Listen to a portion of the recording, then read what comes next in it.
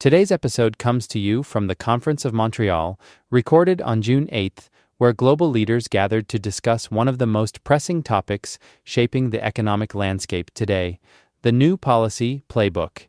In this panel, BMO CEO Darryl White moderates a candid and forward-looking conversation on how governments and institutions are adapting to a rapidly evolving global environment.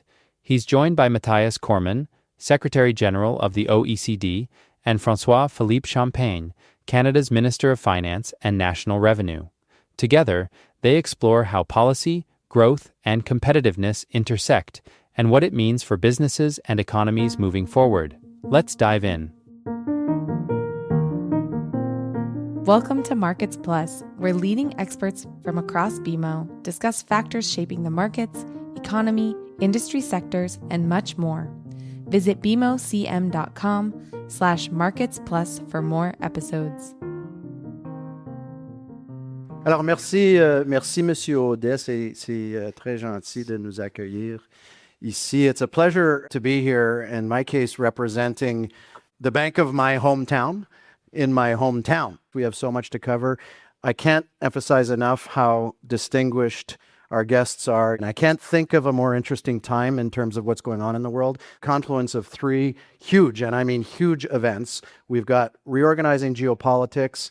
We've got what might be, jury's out, but probably is the greatest technological revolution, certainly in our lifetimes, maybe in the history of the world, in the form of AI. And we got two hot wars going on in Europe and the Middle East, and this is disrupting supply chains and affecting the way we do business and commerce as we speak, and productivity.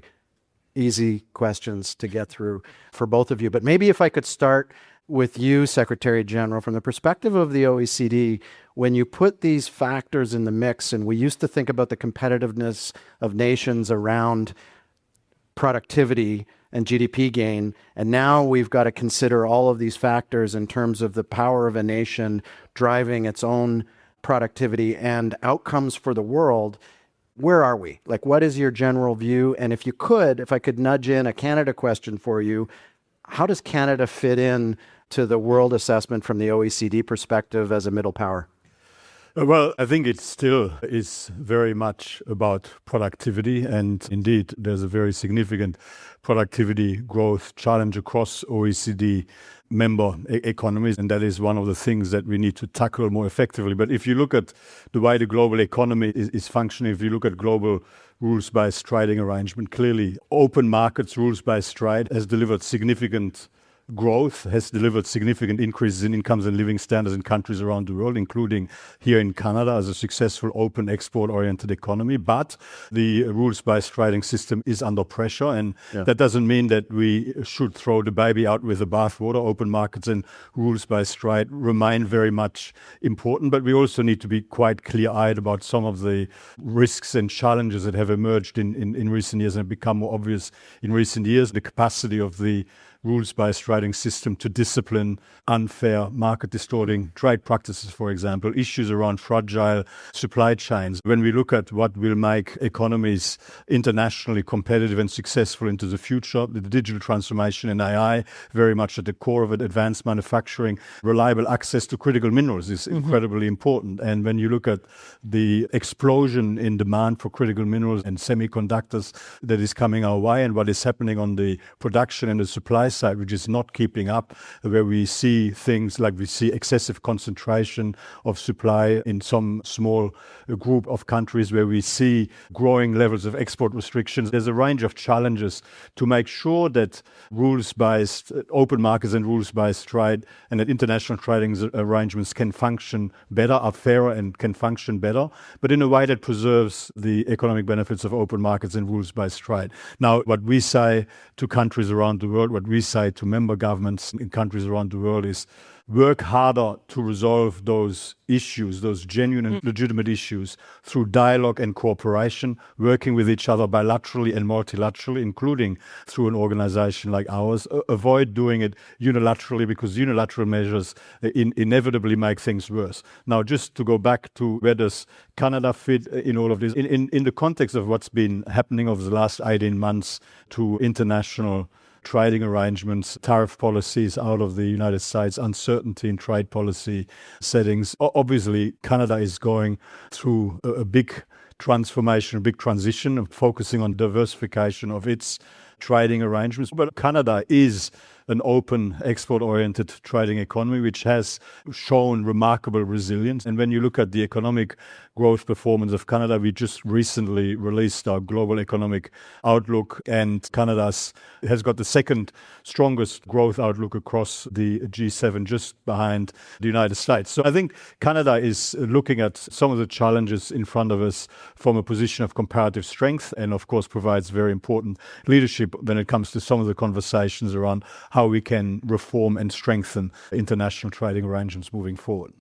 Minister Champagne, having listened to what we just listened to, Canada is also in this hinge moment. You and the Prime Minister have talked about this a lot, transforming its economy through the hinge moment, effectively caught between the U.S. and China. We're not going to compete on out-investing. How are we going to out-compete in that environment, and what's the agenda? Well, first of all, thank you, Darryl. Bonjour tout le monde. Grand plaisir qu'on soit ici à Montréal. Félicitations, Conférence de Montréal, d'amener autant de leaders. Et vraiment, on m'a présenté, mais the real star is Mathias Cormann. I mean, not everyone gets Continue. not everyone gets Mathias Cormann on Monday morning, trust me. I think what we're facing, the reality of the world, it's the speed, scope, and scale of change, which is quite unprecedented. As some people would say, you go back to 1945, fall of the Berlin Wall, but it's geoeconomics, it's geopolitics, it's supply chain, it's AI, it's quantum, it's cybersecurity. And that is bringing a sense of loss of control. And I would say the transmission between global events to national reality is very quick. You know, we went from an energy crisis to an affordability challenge in pretty much all the OECD countries, certainly in the G7. Cost of rent, cost of food, cost of fuel. Very quickly. Very quickly. And I think I'll come to your question very specifically because I'm often asked, what is certainty in this world? And I said, and Mathias is with us. We have the International Energy Agency, a number of colleagues with us at a number of meetings. But the nexus between food security, energy security, economic security, and national security has never been greater.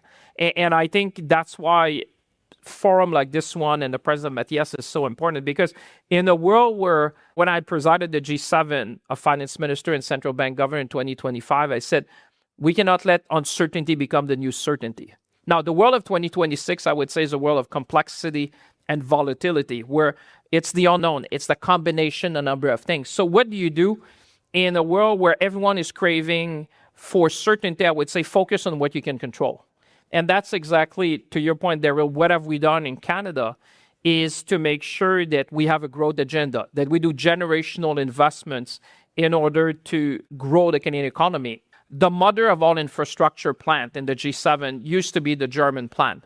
500 billion euros, 12 years. If you look at Canada in our last budget, $450 billion on a cash basis over 5 years.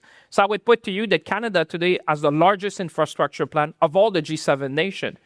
And in the word of both Kristalina, again, I think we were in Washington together, she said, if countries which have the fiscal capacity, and by the way, she mentioned 2 countries, not 25 countries. She mentioned Canada and Germany, 2 countries with AAA credit rating in the G7. If you invest in infrastructure and housing, productivity, innovation, and defense, you will see growth. So the numbers that you have seen last week from the OECD, I think demonstrate that Canada is on the right path. The Canadian economy, and Darryl will know obviously as one of the largest banks in the country, is probably more resilient than many people had expected because of the integration with the U.S. economy. But no one is immune from the wind of change that you see in the world. Like I said, people in the street would feel that it's kind of a loss of control and it's really windy. And in that sense, we're not immune, but I would say in the context of the world we live in, focus on what you can control is probably the best remedy to make sure you have long-term growth and at the same time tackle affordability in the current days, because a lot of people are concerned about what's happening at the end of the month and the end of the week, which is the challenge, not only in Canada, by the way, just look at the numbers south of the border and in Europe. The real challenge for all democracies and OECD country, I would say, Mathias, the issue of affordability is front and center for all countries. And that's what we need to tackle. So affordability, for the people now, and at the same time having a strategy to grow the economy. And I would say trust is probably, and I'll finish really there, but trust is probably the word that Mathias would say that you hear the most at our meeting. Who can you trust? And Canada obviously become the partner of choice in the world which is divided. It's a tour de force. If I pull us up to the balcony, and maybe Secretary General, I could turn back to you. Let's double click on technology. Let's double click on AI and the pace of productivity. And I know the OECD thinks about this and does a lot of work on this that is expected. How do we balance this in terms of what will determine the countries that will succeed and those who might not succeed, including not just on productivity that you talked about earlier, but on this point about affordability and cost of living? Well, when it comes to the technological innovation, when it comes to the digital transformation and AI, the most important thing in a way is not the innovation itself, but it's the level of diffusion. And you need widespread diffusion and adoption. And at the moment, when it comes to AI, the adoption is still quite concentrated, both within countries and across countries. And so there's an issue there, of course, in terms of the infrastructure providing universal access, in terms of making sure that the skills piece is right, so that as the labor market transforms, that people have genuine opportunity to participate and benefit in the opportunities. And it also, there's a piece around making sure that the policy and regulatory settings are right, that countries get the balance right. Because if it's too restrictive, it slows down the level of diffusion and that holds you back. But if it's too permissive, then obviously there's a risk that you lose public trust and that you expose yourself to systemic risks. And these are the sorts of conversations at the OECD, together with experts from around the world, we're thinking about deeply. It was Canadian leadership during a previous G7 presidency that led to the establishment of the Global Partnership on AI, and we're seeking to facilitate some of these conversations globally. Ideally, AI develops in a way that also is based on common standards and shared understandings at a global level. But fundamentally, you need to look at AI and these sorts of technological innovations as general purpose technologies, facilitating universal access, making sure that all of the things that are important, like reliable and affordable access to energies, feeding data centers, and all of the infrastructure that underpins it facilitates widespread diffusion adoption. I mean, the price is high. We do think that there is opportunity to boost productivity growth by up to 1.3% per annum, which might sound very little, but it compounds. And the opportunity, the upside opportunity is unbelievably exciting. Beyond productivity, of course, across a broad range of services, improved healthcare, improved education, across the whole, the benefits, the potential benefits and the price for humanity is very high. But it will be important to ensure really that widespread diffusion and adoption beyond just the big, large firms at the top. Do you want to come in on this before we go to another topic? Well, I would say that's why Canada, as Mathias said, we were there and I was a Minister of Industry at the time, responsible AI. Because trust brings adoption and innovation. And without trust, that's the real challenge. You may have seen there was a piece in the FT, I think, over the weekend, talking about this trust element, which we all need to strive to really show the people how AI will be able to complement what they're doing and augment in a way what they're doing. And I think what was interesting, you may have seen, because Darryl, you read all these things, but people were talking about physical AI now as the next frontier. We use AI now for queries. What's the best restaurant in Montreal? Where should I go if I have a bit of free time during the Conference of Montreal, which I'm sure you don't have. But physical AI is the next frontier where we need to see things. Mais je pense que la question de la confiance, c'est vraiment ça qui va nous permettre l'adoption puis l'innovation. Merci. I'm going to keep going with you for just a minute here. On the Canada agenda, for those who are our friends from out of town, out of country, there has been a lot of work done, I think, over the course of your, can I still say newish government? We're into 15 months now, if I'm counting right, on the notion of us being open for business, attracting capital from around the world and domestically. Can you give us a summary of where you think we are on that, including government-sponsored capital, like the Canada Strong Fund, and how that plays a role in everything? And then I want to flip the question on the other side, if you've got patience for a two-part question. I would argue it's great to have access to capital, and I think we've done a good job getting people very interested in what's going on in our country, but you also need uses for that capital.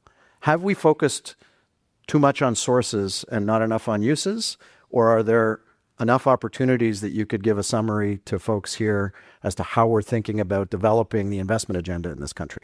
I love that. That's how we present when you prepare before the budget, it's called the sources and uses. It's a very It's a nerdy term. I love banker. that. Very few people have asked me sources and uses, but this is my bread and butter every morning is the source and uses for the government of Canada.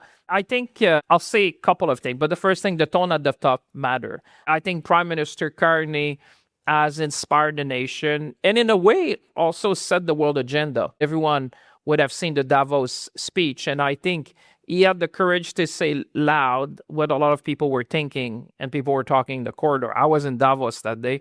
I was not in the room where he spoke, but I would say this Davos moment, there's always one Davos moment.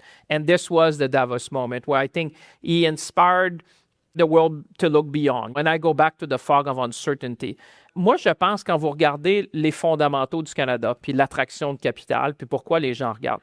Écoutez, moi, il y a 5 choses qui me viennent toujours en tête. D'abord, le Canada est l'un des aimants pour le talent. C'est-à-dire que le talent est probablement ce qui nous distingue le plus. C'est-à-dire que même la question de l'immigration au Canada est parlée de façon très positive. Je dis souvent, trouvez-moi un pays dans le monde où on parle de l'immigration de façon aussi positive qu'au Canada pour avoir contribué, enrichi notre société. Donc, on attire énormément de talent. Deuxième chose, je dirais, la base industrielle du Canada, elle est forte et exceptionnelle. On est un des rares pays du G7 qui est capable de faire un avion du début à la fin, un des rares pays du G7 qui sait faire des navires, un des rares pays du G7 où on a une industrie d'automobile. On est le seul pays du G7 avec des minéraux critiques en abondance. Et plusieurs diraient les minéraux critiques au 21e siècle ressemblent un peu à ceux qui avaient du pétrole au 20e siècle. On est l'un des rares pays qui a une abondance d'énergie, autant conventionnelle, renouvelable que nucléaire. Et dernièrement, je vous dirais, le Canada est le seul pays du G7 à avoir un accord de libre-échange avec tous les autres pays du G7. Oui. Donc moi, je dis souvent, I never talk about Canada as a country of 40 million people. What matters is your market access on a preferential basis. Canada has preferential market access to 1.5 billion consumers in the world. People sometimes would say demography is destiny. Well, you look at the countries where Canada has a free trade agreement, both in Europe and in Asia, you would say we are in the fastest growing economy. I would add that energy is destiny as well. And I think what you see at the big table, and I'll come to your question specifically, is I think going back to my thing about the nexus between energy security and national security is that Canada is becoming the partner of choice. We were with Fatih Birol, which you would know, the International Energy Agency. And Fatih was telling us at the G7, where I'm bringing beyond the scene, Fatih was saying the world energy ecosystem is being redesigned. Head of states and government are redesigning at a point where we're moving from reliance to resilience. And if you look at resilience, obviously Canada stands out. Again, there was a great article recently that we're talking about the different straits in the world that would constrain logistics. And I keep saying the Strait of Hormuz will find a solution. Mathias and I were at these meetings. But I keep saying geography doesn't change and people don't change that much either. So that will remain a choke point, whether you're now or in the future. So now you're looking at which country in the world, G7 and beyond, even OECD. Well, Canada stands out. Why? Because we have vast abundance of conventional energy, LNG, oil and gas. We have a number of technology and I would say advantage in renewable energy. And we're one of the few countries in the world where you can certify nuclear energy. So I just want to say that in a world which is looking for more certainty and predictability, Canada becomes kind of a partner of choice because you've been blessed by geography in terms of 3 oceans. You're next to the United States, never be an issue around security, and you have access to 3 oceans. At a time where the world is craving for stability of energy. And I always say, if you want to be at the big table, sell energy. Because energy is national security. You'll be invited to any table because you're going to be key. And you've seen the Germans with fiber, and you've seen our partners in Europe coming to us, and obviously our partner in Asia. But I think that's what Canada, when we say we're going to be an energy superpower, this is not just a slogan. It's really a need in the world where the architecture is being redesigned. Secretary General, if I come back to you, as you listen to all this and as you think about all the inputs in all of the countries in the membership, if you could boil it down, ultimately, I think what we're all hoping for is more prosperity, right? More GDP growth per capita, more productivity per capita. What will define those who get that right relative to those who will struggle? Well, I think the fundamentals actually are pretty consistent and have always been the same. Open, dynamic, competitive markets. And when we look at the data, we've got a database called product market regulation indicators. And we know that the countries with the 25% more business-friendly product market regulation arrangements are substantially more productive than those with the least business-friendly, market-friendly. So open, dynamic, competitive markets, a good government with predictable rules, and indeed providing certainty and stability in policy settings, skilled workforce, good infrastructure, and social cohesion, having trust and confidence maintaining trust and confidence from your citizens and indeed global investors. When you look across, it's essentially market-based economic principles, democracy, rule of law, good government. That is the foundation on which you can then pursue sensible reform to ensure that you're positioned in the best possible way for the challenges and opportunities of your time. The world keeps evolving, the world keeps changing, but systems that are based on market-based economic principles and democracy are agile enough to be able to adjust and respond. And I think that is a sustained ingredient of success for countries like Canada. You both have an extraordinary perspective on flows of capital and flows of goods. Strait of Hormuz, what might you tell the audience in terms of your point of view on the implications as we look forward the next 3 months, 6 months, 9 months on inflation of oil, also of agriculture products? And a lot of our clients are calling us, telling us they're a little bit worried about what the cost of the grocery store is going to be in the fall.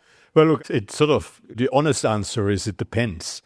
And we're going to obviously have to keep an eye on how it continues to evolve. We released our global economic outlook last week, and we presented 2 scenarios. So the punchline across the board is lower growth, higher inflation. The question is how much, and the question is what are going to be the second round effects. Obviously, in terms of minimizing the impact on growth and inflation, the sooner this comes to a peaceful resolution, the sooner we can reopen the Strait of Hormuz, the better, the longer it lasts. Yes, there's the energy price shock, but the impact on growth, the negative impact on growth will become harsher, and the impact on inflation, pushing up inflation, is going to become more significant. But what is probably not sufficiently well understood, yes, there's the impact on energy supplies and energy prices, but out of Gulf countries, there's actually also urea. A lot of chemicals get produced and exported out of that region. And urea, of course, that goes directly to food security, food affordability, food prices.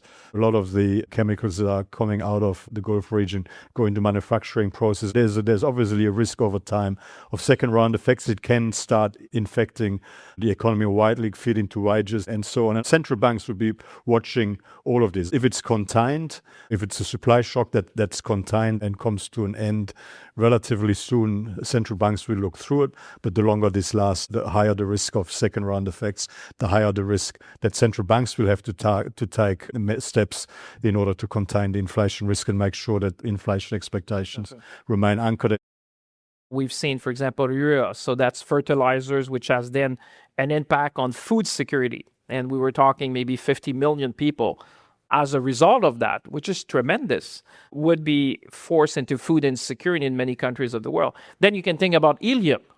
And then you say, oh, how is that going to do? Because helium is essential to produce semiconductors. So what I worry, and Mathias was there, I think, when we had this discussion at the G7 Plus, is the secondary impact and the cumulative impact of the secondary impact together, which you need a very complex model in order to refine and understand the whole impact on so many different supply chains. And even when you talk to our colleagues in the Middle East, the destruction on productive assets will take years to resolve. So this is not an issue that is going away the moment we have a ceasefire or even peace. I would say what you're going to see over the next 5-10 years is a redesign of the energy architecture in the world. And therefore, I think I'm like you, Darryl, because you would not be CEO of a Canadian bank if you were not looking at the world full and saying, okay, well, I see a lot of opportunities if you're Canadian, because as Mathias said, stability, predictability, rule of law, opportunities, possibilities. But at the same time, when you're looking at the state of the world today and what is phenomenal, I think, and the bankers and those who are doing trading in the room, is the quick transmission. We're moving from an energy crisis to an affordability issue, and how the transmission is quick on these things. And therefore, if you ask me what worries me, obviously the wind is blowing pretty hard everywhere. And as much as in during COVID, no one is immune. I repeat that to Canadians oftentimes, is that we might have energy, we might try to produce more food, but we're not immune to what is happening in the world. And we felt it. We felt it during COVID. At the same time, how we become more resilient to these global shocks. And I would put it to you, Darryl, moi, je pense qu'une des choses qui va avoir un impact le plus long, c'est le changement dans les chaînes d'approvisionnement, le changement dans les lignes de logistique, le changement dans l'approvisionnement en énergie qui va avoir un impact long sur plusieurs économies et certainement plusieurs industries. Mais dans ce monde-là, I would say, let's seize the moment, I would say, because I think we see opportunities, and I would say let's be ambitious. And I think Mathias, with the OECD, has been calling on countries to also have ambitious policies. And together, I think that we can make a real difference, because no nation can be more confident that they're leaders. And you are the leaders that people are looking into. So back to you, my friend. So there's a lot of wind out there, but we can build a better windscreen and seize the moment. Ladies and gentlemen, please join me in thanking, not just for the time they spent today, but for a lifetime of public service. Thank you very much. Guests. Thank you. Thank you. Thanks for listening. You can follow this podcast on Apple Podcasts, Spotify, or your favorite podcast app. For more episodes, visit bmocm.com/marketsplus. The views expressed here are those of the participants and may not necessarily represent those of BMO Capital Markets, its affiliates, or subsidiaries. For BMO disclosures, please visit bmocm.com/podcast/disclaimer.